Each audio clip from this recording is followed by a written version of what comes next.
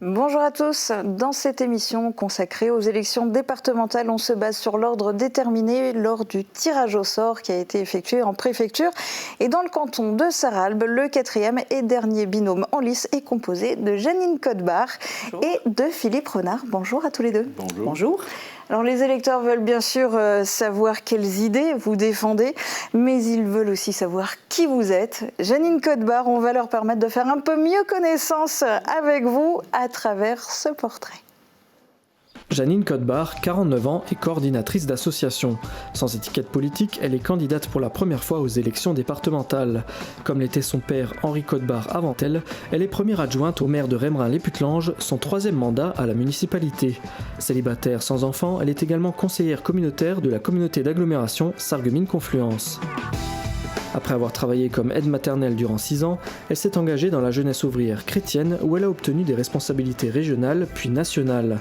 À Paris, elle découvre les ludothèques puis décide de passer son BEA TEP métier du jeu. Depuis 19 ans, elle travaille à la ludothèque Beau Soleil de Sarreguemines. Café Clatch, jardinage, Janine Cotbar est aussi passionnée par l'art floral qui lui permet d'exprimer sa créativité. Foyer rural, périscolaire, syndicat des arboriculteurs, elle est impliquée dans la vie associative de son village. Catholique pratiquante, sa foi l'accompagne au quotidien. Janine Cotbar aime l'amitié et le respect et a une aversion pour la mesquinerie et la sournoiserie. Elle se définit comme une personne joviale, dynamique, compatissante, mais aussi râleuse et revendicatrice. Elle croit au travail d'équipe. Pour elle seule, on va plus vite, ensemble, on va plus loin. Alors dans ce portrait, on vous voit en mairie de Rémerin-les-Putelanges, mais on vous voit aussi au bord d'une route, la départementale 674, et ces lieux, vous ne les avez pas du tout choisis au hasard. Non, pas du tout. Alors la départementale qui relie en fait deux anciens cantons, donc le canton en fait de Gros-Tanquin et le canton de Sarralbe. Il se fait qu'en fait j'ai voulu me placer au niveau de cette borne-là, parce qu'elle fait en fait la jonction entre ces deux anciens cantons. Donc en fait on est entre Dieffenbach et Limoers, donc l'ancien canton de Gros-Tanquin, et Saint-Jean-Rohrbach, le canton de Sarralbe, qui font depuis 2015 en fait un seul et même canton. D'accord, voilà. Donc ça c'était important pour vous. Oui, tout à fait. Philippe Renard, vous aussi, les téléspectateurs vont vous découvrir en vidéo, vous aussi, le portrait. Philippe Renard, 66 ans, est agent général d'assurance. Réélu maire de Destry pour un second mandat, il se présente pour la première fois aux élections départementales sans étiquette politique. Marié et père de 2 enfants, il est également vice-président de la communauté d'agglomération Saint-Avold Synergie en charge de la communication.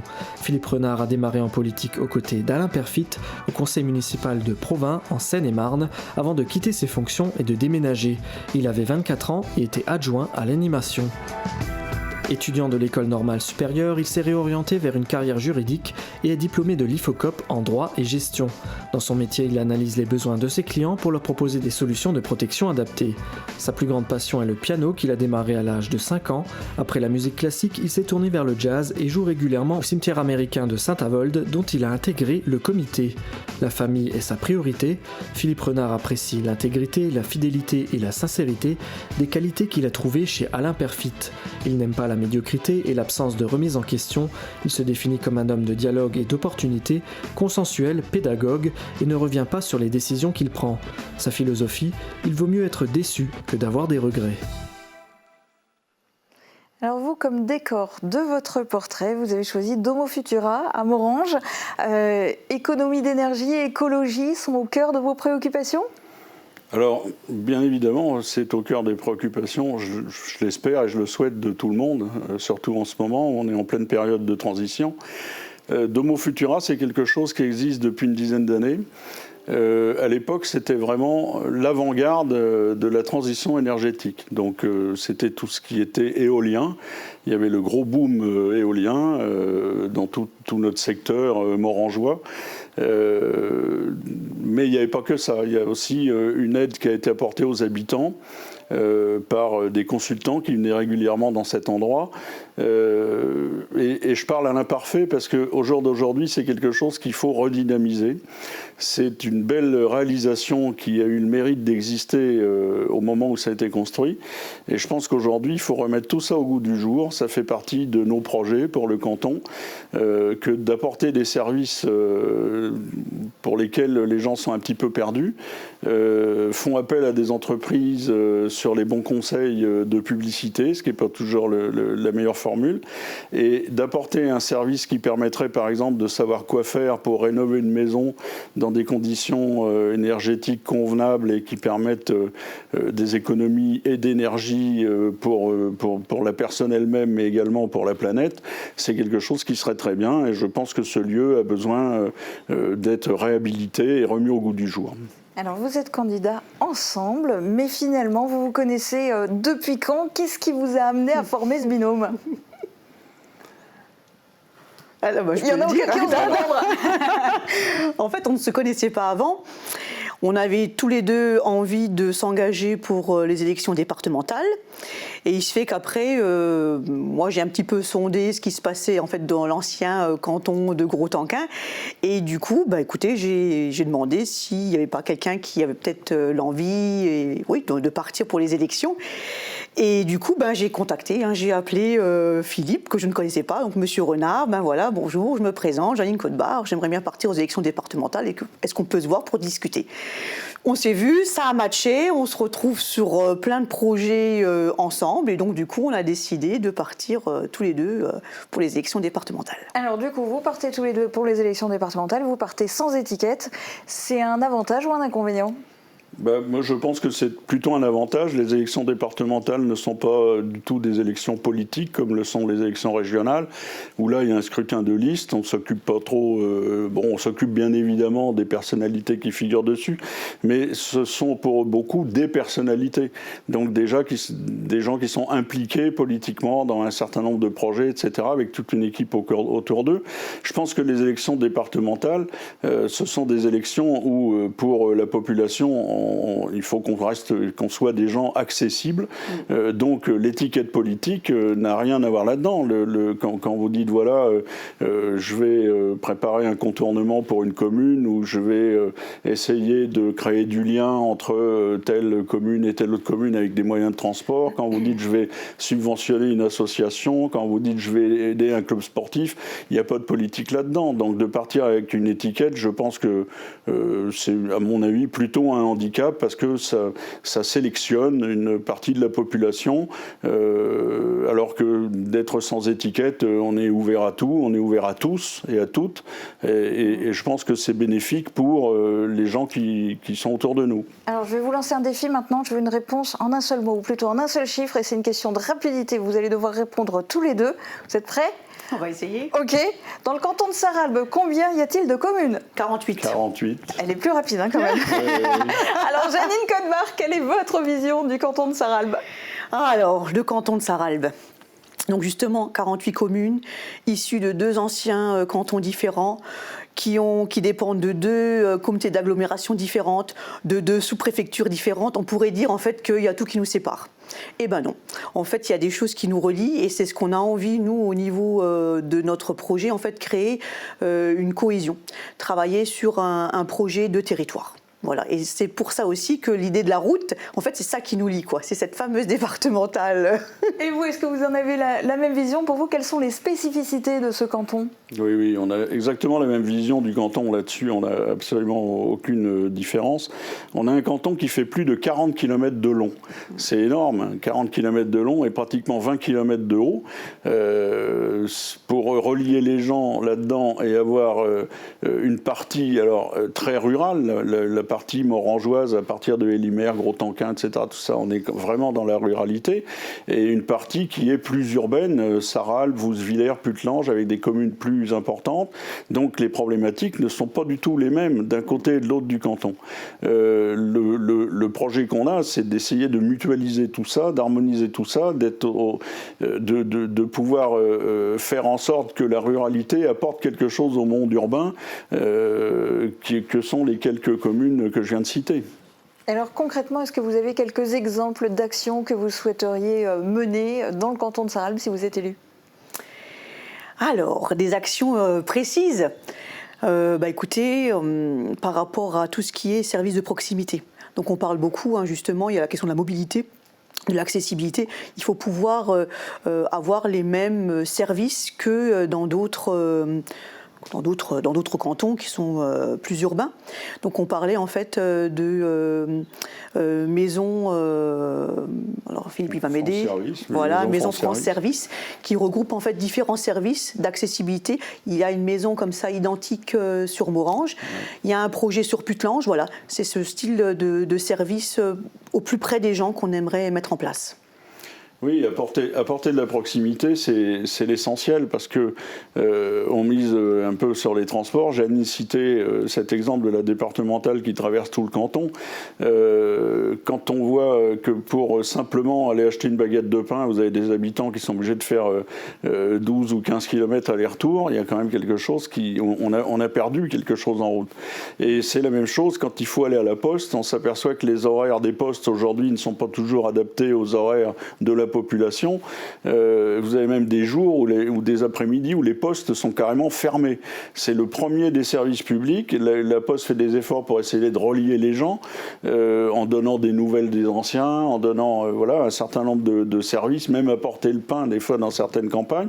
Et par contre, à l'inverse, les bureaux de poste sont fermés, pour ne citer que Morhange, une après-midi par semaine. C'est quand même paradoxal. Dans le même ordre d'idées, il y a des projets sur le plan du canton qu'il faut défendre.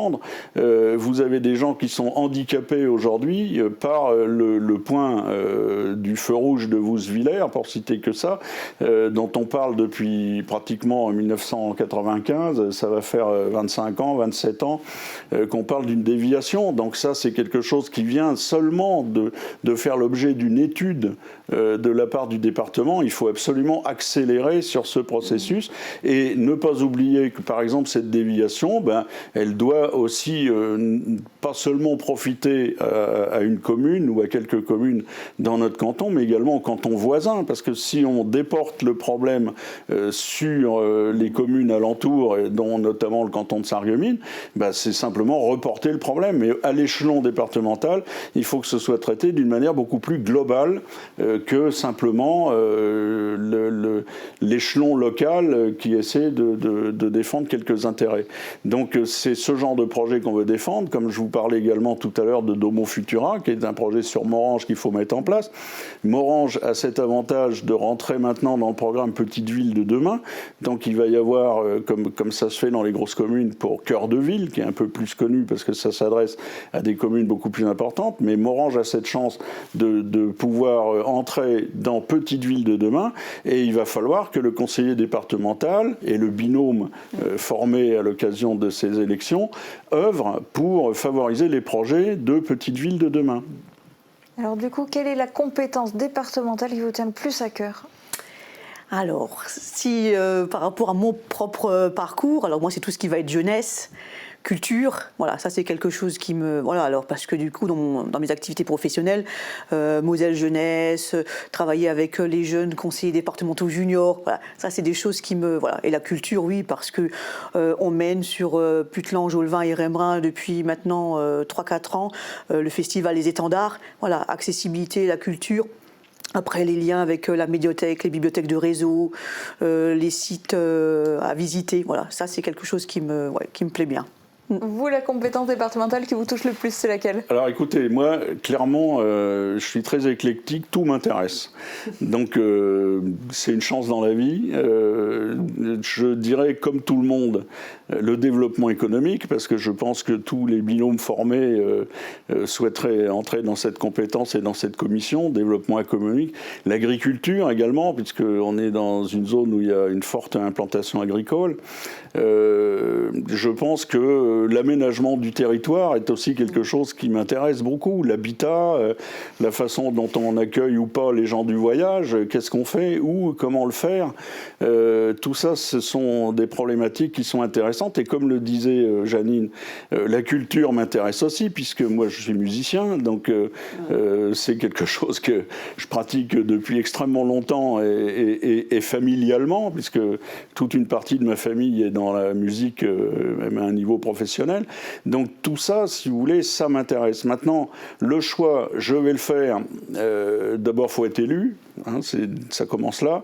Et si je suis élu, ben, je vais me rapprocher du président qui sera élu à notre Assemblée pour savoir quels sont les besoins en compétences qu'il propose, quels sont les besoins qu'il rencontre au niveau de la mise en place des commissions et au niveau des vice-présidences. Et je me mettrai à la disposition, à ce moment-là, de la personne avec laquelle j'estime avoir des affinités pour pouvoir travailler dans le domaine que je choisirai à ce moment-là. Mais alors justement, président ou présidente d'ailleurs du département, c'est le 3e tour, est-ce que vous y avez déjà réfléchi ? Alors, en me rasant, et vous voyez que je ne me rase pas trop souvent, en me rasant, j'y pense. Il y a actuellement 3 candidats déclarés, Patrick Weiten, président sortant, Jean-Luc Baul et puis Jean-François. Honnêtement, moi, mon passé d'élu municipal fait que j'apprécie les 3. Très franchement, ça va être un dilemme ou un trilemme que de choisir parmi ces 3-là, à condition qu'il n'y en ait pas d'autres, parce qu'il y en aura certainement d'autres qui vont se proposer au dernier moment. Ça peut changer d'ici là. La première chose pour vous, c'est de réussir à convaincre. Alors, il vous reste un petit peu moins d'1 minute, Janine Cotbard, si vous voulez vous adresser directement aux téléspectateurs qui sont vos potentiels électeurs. Voilà, donc je vous invite à voter la liste Mieux vivre ici. Et surtout, je vais donner un scoop. En fait, nous avons mis en place, qui va démarrer le 1er juin, une camionnette itinérante. Et nous allons décider, en fait, avec donc Philippe et puis nos remplaçants, de venir en fait directement chez vous, dans vos villages. Donc, on donnera une petite information au niveau des horaires, des lieux. Mais en fait, nous avons décidé d'aller au plus près des gens. Donc, une camionnette itinérante et on va sillonner les 48 communes. Et sinon, la date à retenir, c'est le 20 juin pour le 1er tour des élections départementales. Le 2e tour, ce sera le 27 juin et c'est déjà la fin de cette émission. Très bonne journée à tous, à bientôt. Merci.